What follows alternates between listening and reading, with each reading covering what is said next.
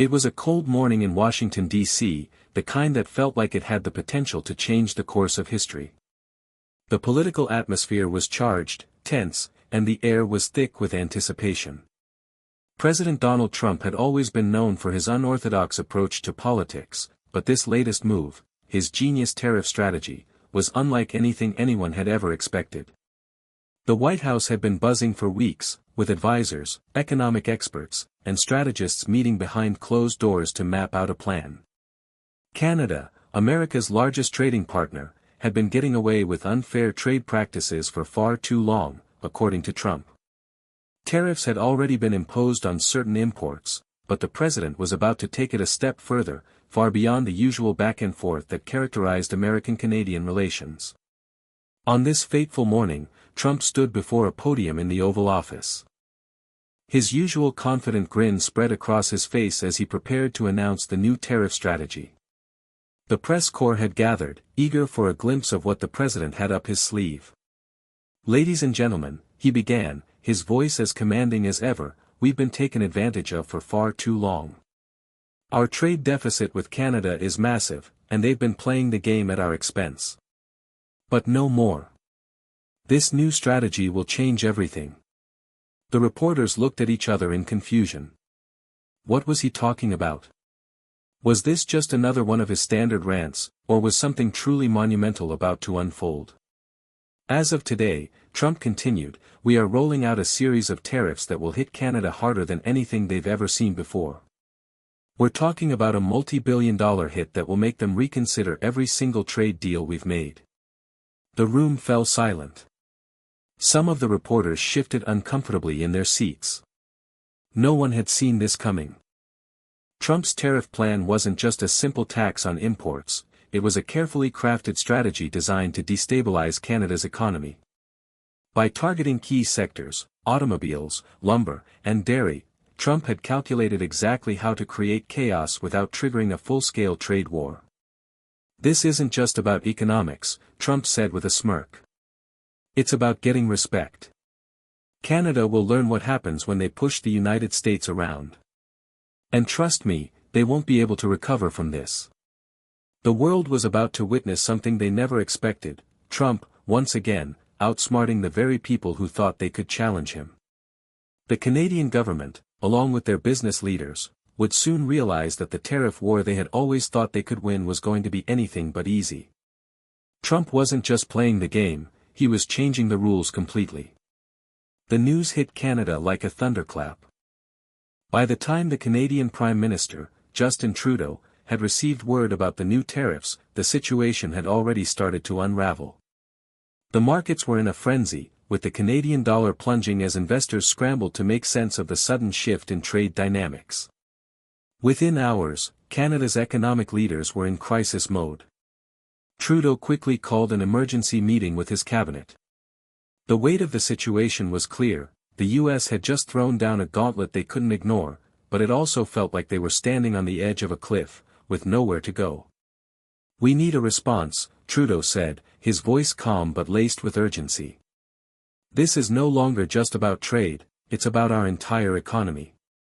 His finance minister, Chrystia Freeland, leaned forward, flipping through the pages of the report outlining the tariff impact. The numbers were staggering. The auto industry alone stood to lose billions as Trump's tariffs targeted both Canadian imports and exports. Lumber, one of the country's top exports, faced the same fate. But it was the dairy industry that would be hit the hardest, with Trump's tariffs slapping an additional 25% tax on the products. Freeland's eyes met Trudeau's, and she knew they had no choice but to act. This was an economic war, and it had to be fought with precision. "We can't retaliate with a simple counter-tariff," she said, her tone sharp. "We're too dependent on trade with the U.S. to escalate this. We'll just get crushed." Trudeau nodded solemnly. "So, we have to find a way to negotiate, fast." But Trump had already anticipated this move. He knew that Canada couldn't afford to escalate the situation further. He had already played his hand, and now it was time for him to sit back and watch Canada squirm under the pressure. Meanwhile, in Washington, Trump was basking in the early signs of victory. The economic effects in Canada were already beginning to surface. Auto manufacturers in Ontario began announcing layoffs, while Canadian dairy farmers were seeing their profits plummet. The political fallout was inevitable, with opposition leaders in Canada calling for Trudeau's resignation, claiming he had failed to protect the country's economic interests. But Trump didn't stop there. He made it clear that the tariffs were only the beginning. His team had crafted a series of additional measures designed to cripple Canada's ability to negotiate. The more Canada hesitated, the more they stood to lose. In Washington, Trump's approval rating soared as the media began to report on the genius of his tariff strategy. News outlets hailed him as the master negotiator, someone who had outsmarted Canada and positioned the U.S. to win big. Canada thought they could stand up to us, Trump said in a televised address, but they couldn't handle the pressure. They'll come crawling back to the table soon enough, and we'll get the deal we deserve. No more free rides. For Canada, the situation was becoming increasingly dire. The cost of standing firm on trade with the U.S. was growing by the day, and the clock was ticking. It was clear that the U.S. wasn't going to back down. But would Canada be able to find a way out of this mess, or was it already too late? As the days turned into weeks, the pressure on Canada began to mount. The Canadian economy, once stable and prosperous, was showing signs of deep strain. The auto industry was barely holding on, with plants across Ontario running at half capacity. Farmers were furious, holding protests across the provinces as dairy prices skyrocketed and their exports were blocked. In a strange twist, even Canadian citizens, frustrated with the price hikes, began voicing their discontent with their government. The media, once supportive of Trudeau's leadership, now turned on him, painting him as weak and incapable of handling the pressure from the U.S. In Ottawa, the mood was one of quiet desperation. Trudeau had been holding talks with his cabinet every day, desperately trying to find a solution that would salvage Canada's economy without appearing to bow down to Trump's demands. But every idea he proposed seemed to get shot down by his own advisors. Retaliation was out of the question, they knew that would only worsen the situation. And yet, diplomacy didn't seem to be getting them anywhere either. Trudeau, once confident and calm, now found himself increasingly isolated in his decision-making. In a private meeting, he turned to Freeland, his finance minister, for guidance. "Christia, we need a win," Trudeau said, his voice heavy. "Our people are turning on us. The economy is tanking. We need a breakthrough, or we'll be facing a full collapse." Freeland nodded gravely. "We can't wait any longer. I think it's time we give in, but on our terms. We need to play Trump's game and outwit him." That evening, an emergency meeting was called with Canada's most senior trade officials. The strategy was simple, but incredibly risky. They needed to give Trump a concession, just enough to make him think he had one. But in return, Canada would demand that the U.S. remove the tariffs on critical sectors, or face an even worse economic situation. In Washington, Trump was preparing for what he believed would be the final stage of his tariff campaign. His advisors had informed him that Canada was on the brink of surrender, and that negotiations were now inevitable. He couldn't help but feel a sense of pride. He had done it. He had broken Canada's economy, and now they would come crawling back, begging for a new deal. But Trump wasn't prepared for the curveball Canada was about to throw. The Canadian delegation arrived in Washington, and a tense meeting was arranged in the Oval Office. The room was filled with aides and advisors, but the two central figures, the Canadian Prime Minister and the President of the United States, sat across from each other, both with steely expressions. Trudeau was the first to speak. "President Trump, we've come to the table because we believe that we need to move forward. We can no longer afford this war, and we are prepared to make some concessions." Trump's lips curled into a satisfied grin. He leaned back in his chair. "I knew you'd come to your senses. Go ahead, tell me what you're offering." Trudeau nodded, then laid out the terms. Canada would agree to a limited reduction in its tariffs on certain U.S. goods in exchange for the immediate removal of Trump's most damaging trade restrictions. It wasn't a full concession, but it was enough to buy Canada some breathing room. The New Deal would also involve a 5-year review process, ensuring that Canada's concessions wouldn't cripple their industries permanently. Trump, still thinking of the battle as a personal victory, agreed without hesitation. Deal. But let me make one thing clear, you'll never outsmart me again. I won this one. But behind closed doors, the Canadian government celebrated. They had outplayed Trump. While it appeared they had given in, they had actually succeeded in ensuring that Canada's long-term interests were protected. Trump had never anticipated this kind of negotiation. He thought he had broken them, but Canada had simply found a way to turn his tactics against him. In the end, the tariff war had come to an end, but it wasn't the complete defeat that Trump had envisioned. While his approval rating soared, the reality of the deal began to sink in. Canada had outsmarted him, securing a deal that didn't destroy their economy and left them with a long-term strategy for survival. Trump's genius strategy had worked, for a while. But in the grand scheme of things, it had only been a temporary victory. The real winner, it turned out, was the Canadian government, who had turned a crisis into an opportunity. As the dust began to settle, the world started to realize that the US-Canada tariff standoff had ended not with a crushing defeat for Canada, but with a subtle, almost masterful repositioning. President Trump, who had publicly celebrated his victory with bold statements about making America great again, now found himself facing an unexpected backlash from within his own party. In Washington, while his core supporters were still singing his praises, some of his economic advisors began to question the long-term effects of his tariff war. The initial euphoria of seeing Canada struggle had faded as the reality of the deal emerged. Critics were quick to point out that while Trump had been able to impose short-term pain on Canada, the final deal had not been the sweeping victory he had imagined. Behind the scenes, Trump began to notice the subtle shift. In conversations with his closest allies, he could sense the growing discomfort. The deal, while framed as a win, didn't have the kind of decisive impact that the president had hoped for.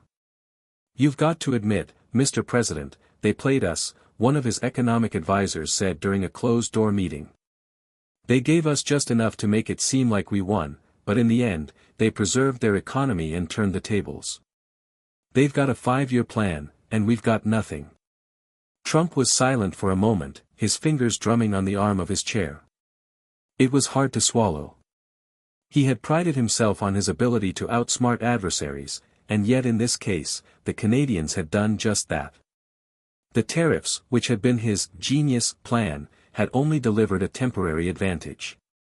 And now, with the deal locked in, Canada was free to rebuild, while the US faced the risk of backlash from industries that had been temporarily crushed by the tariffs. Meanwhile, in Canada, the mood was different. Prime Minister Trudeau, while publicly acknowledging the deal, knew he had saved the country from what could have been a devastating economic collapse. The Canadian government had suffered public humiliation, and the political fallout had been swift, but in private, there was a sense of relief. They had taken a blow, but they had avoided a knockout punch. "What we've done is turn a corner," Freeland said, speaking to Trudeau in a private moment. "The president thought he could break us, but he underestimated our ability to fight smart. We'll rebuild, and we'll grow stronger from this." Trudeau nodded, a small but genuine smile breaking through the stress that had consumed him in recent weeks. It wasn't just about survival. It was about outlasting him. "We've done that." Over the next several months, the effects of the tariff war slowly began to fade. Canada's economy started to stabilize, with manufacturing and agriculture gradually regaining their footing. The new tariff agreements, while painful, had given Canada a much-needed opportunity to restructure and adapt to changing global markets. In contrast, the U.S. economy, which had also been affected by the tariffs, began to show signs of stagnation. The anticipated job growth in manufacturing never materialized, and certain sectors found themselves caught in the crossfire, unable to fully recover from the disruptions caused by Trump's strategy. The media, which had initially lauded Trump for his tough stance, began to shift their coverage. As the reality of the situation became clear, critics from all sides began to question the president's approach. While Trump's rhetoric remained bold, the tangible results of his tariff strategy were starting to fade into the background. And in the midst of all of this, Canada quietly moved forward with a renewed sense of purpose. The diplomatic tables had shifted. By engaging in smart negotiations, Canada had not only weathered the storm but had also gained a renewed sense of confidence on the world stage. As for Trump, his victory lap began to lose its luster. The genius, tariff strategy he had once touted as a brilliant maneuver now seemed like a short-term success with long-term consequences. His administration, although still fiercely loyal, faced growing scrutiny. Months passed, and the consequences of Trump's tariff war with Canada began to spread far beyond the North American borders. While the US and Canada had struck a deal, the fallout from the conflict continued to reverberate through global markets and political circles.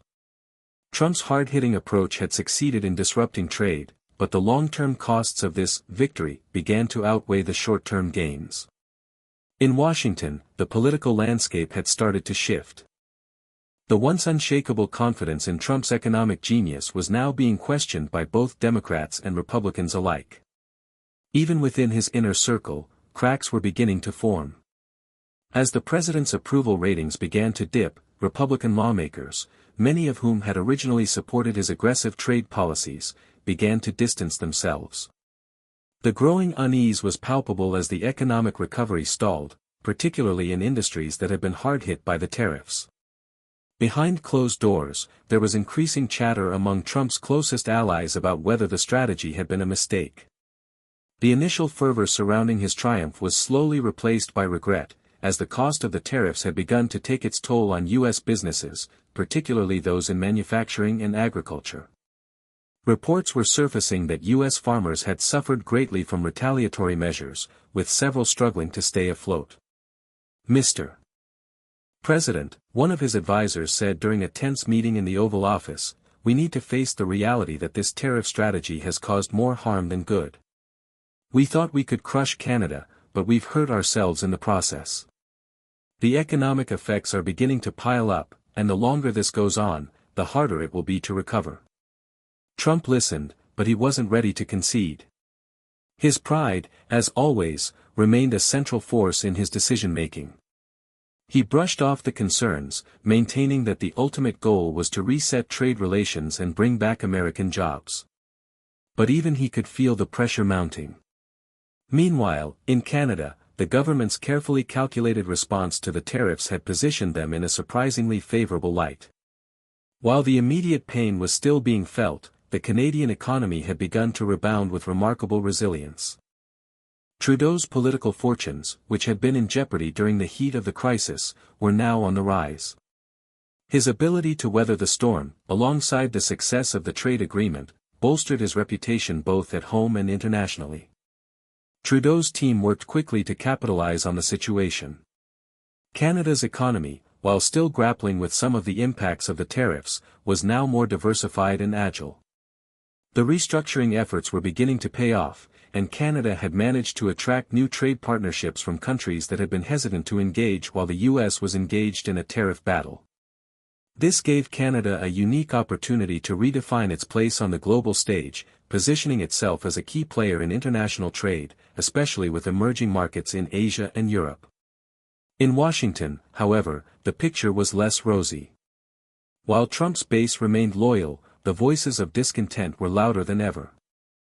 It wasn't just about the tariffs anymore, it was about the broader consequences of his leadership. His administration was starting to face mounting pressure to reverse course on some of its policies, especially as midterm elections loomed on the horizon.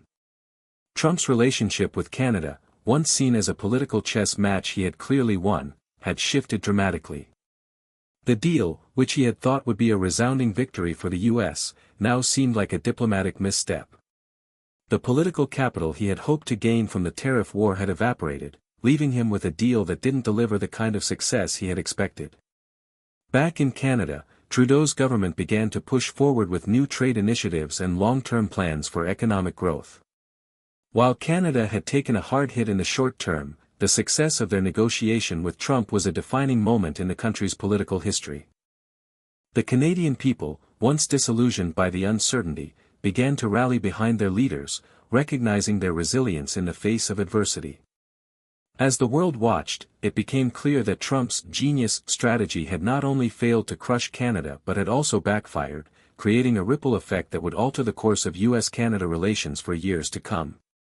The lasting lesson from this conflict was that even the most ambitious political strategies could backfire, and the consequences of overreaching could sometimes be more far-reaching than expected. With Canada on the mend and the US grappling with the repercussions of its own trade decisions, the world awaited what would come next. But one thing was certain: the political and economic landscape had been forever altered by the genius strategy that, in the end, wasn't so genius after all. While the US-Canada trade war continued to echo throughout North America, the ramifications were being felt far beyond the continent. The world had witnessed the once mighty Trump administration's attempt to reshape global trade dynamics, and the results were shaking the foundations of American foreign policy.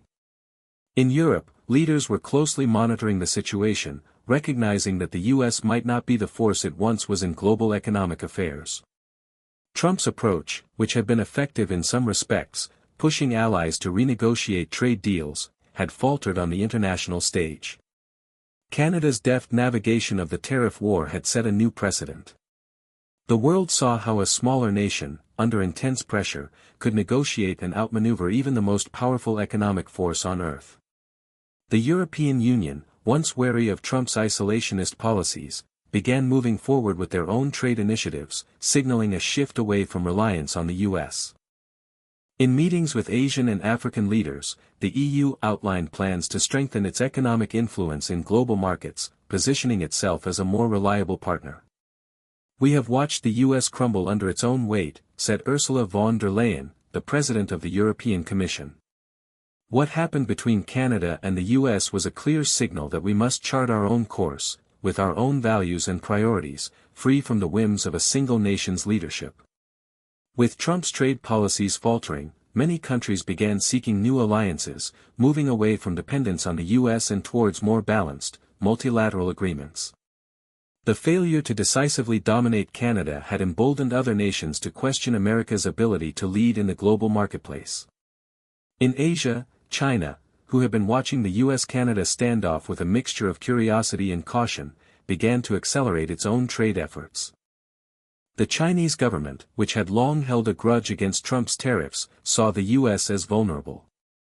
With American prestige waning, China seized the opportunity to expand its Belt and Road Initiative, forging new partnerships with African and Southeast Asian nations. China's influence was growing rapidly, and the US, under Trump, seemed to be slipping further behind. In Canada, the government capitalized on the global shift. Prime Minister Trudeau made several high-profile trips to Europe and Asia, solidifying new trade deals that positioned Canada as a key player in the emerging global economy. The Canadian people, once skeptical of their leaders, now viewed them as skilled diplomats who had successfully navigated the storm. Canada's long-term vision was becoming clearer: an economy no longer dependent on one country, but instead connected to a broader network of global partners. Back in Washington, the Trump administration continued to push its "America First" agenda, but cracks were widening.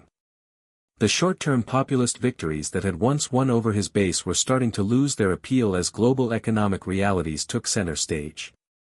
The president's signature tax cuts had failed to ignite sustained growth, and the trade wars, instead of boosting American industry, had exacerbated economic inequalities at home.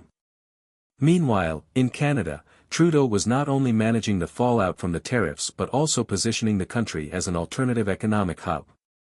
The Canadian economy, which had been on the brink of collapse, was now showing signs of reinvention, with a broader focus on sustainability, technology, and a diversified trade network. What had initially looked like a catastrophic economic war had turned into a transformative opportunity. The US, still reeling from the unanticipated consequences of its tariff strategy, found itself at a crossroads. The rest of the world had seen the potential for growth in a post-US hegemonic era. While Trump's base remained loyal, the broader economic and diplomatic landscape was shifting, away from America's dominance and towards a new, multipolar world. In the months that followed, as Canada continued to stabilize and grow, other countries began to look at the situation with a new perspective. Canada, once seen as a quiet neighbor, had played its cards brilliantly. The U.S., under Trump's leadership, had been outwitted, not just by a single country, but by the very forces of global cooperation that Trump had sought to dismantle. In Washington, the debate was far from over. The question remained, had the U.S. truly won by pushing Canada to the brink, or had they simply driven a wedge between themselves and their allies, allowing others to pick up the pieces? Trump's policies, once viewed as bold, were now being scrutinized for their long-term costs, while Canada, once the underdog, was emerging as a symbol of resilience in the face of adversity. The world had changed in ways no one had predicted, and at the center of it all was a tariff war that had, in the end, left both nations with more questions than answers. The years following the U.S.-Canada tariff war marked a significant turning point in international relations. The U.S. had faced challenges on all fronts, while Canada, once pushed to the brink, emerged as an unlikely victor. The full scope of the consequences was becoming undeniable, and the final reckoning was at hand. In Washington, Trump's presidency was nearing its final chapter. The once unstoppable political force had seen his influence wane as his policies, particularly the trade war with Canada, had left a fractured legacy. While his base remained loyal, the broader political establishment and the general public had grown disillusioned with his approach. The tariff strategy, hailed initially as a bold move, was now regarded as a strategic blunder that had failed to achieve its lofty goals. The Republican Party, once unified under Trump's leadership, was now splintering. Former allies who had backed the tariff war in the hopes of revitalizing U.S. industry were now quietly distancing themselves. The economic consequences were too severe to ignore. Manufacturing, which had been promised a renaissance under Trump's policies, had not flourished. Instead, factories that relied on Canadian exports were still struggling to adapt, and some businesses had closed their doors permanently. Trump's final speech to the nation was delivered with his characteristic bravado, but the cracks in his confidence were visible. America is winning, folks.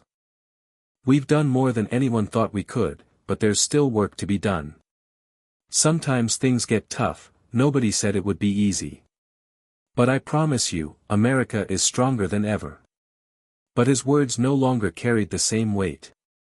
The tariffs had failed to deliver the promised economic boom, and the political divisions within his own party were becoming harder to ignore. The media, once supportive of his bold actions, had now turned critical, and the American people were beginning to ask whether the price of victory was too high. In Canada, the story was vastly different. What had seemed like an economic catastrophe at the start of the tariff war was now being remembered as a triumph of strategic diplomacy and resilience. Prime Minister Trudeau, who had faced intense pressure from within his own government and the Canadian public, stood tall as the leader who had turned the tide. While Canada's economy had taken a hit, the long-term benefits were becoming apparent.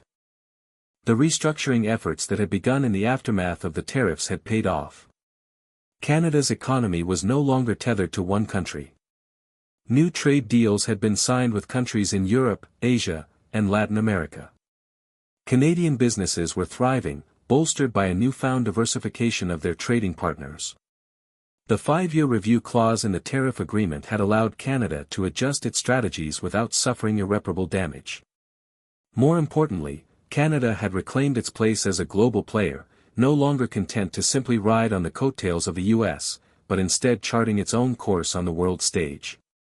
The Canadian people, once weary and anxious, now rallied behind their leaders, proud of how far they had come. In the United States, however, the political cost of the trade war was becoming apparent. Trump, now a lame duck president, could not escape the legacy of his decisions. The economic consequences of his tariffs weighed heavily on the country. The American electorate, fatigued by years of bitter partisanship and economic instability, looked for a new direction. His "America First" agenda, while initially embraced by many, had proven to be a double-edged sword, isolating the U.S. from its allies and creating economic uncertainty at home. As the election season approached, Trump's grip on the presidency weakened. His support base was fracturing, and the national mood was one of fatigue. The once feared political force that had dominated the White House was now facing a reckoning, and the consequences of the tariff war with Canada were part of that reckoning. In a final, stunning moment of irony, it was Trudeau who took the stage at the United Nations General Assembly in the fall of 2024 to deliver a speech that would resonate around the world. With quiet dignity, he reflected on the events that had brought Canada and the US to the brink of disaster. Sometimes, it takes a crisis to reveal the true strength of a nation, Trudeau said, his voice steady. What began as a fight for survival has turned into an opportunity to redefine our place in the world. We did not win by overwhelming force. We won through strategy, diplomacy, and the belief that we could endure. The world watched as Canada, once considered the underdog, now emerged as a beacon of resilience and strategic wisdom. The US, meanwhile, was left to grapple with the aftershocks of its failed tariff strategy, a stark reminder of the limits of power when wielded recklessly. As the final chapter of the US-Canada tariff saga closed, the question that remained was clear: in the battle for global influence, was it really about who struck first, or who could outlast the storm?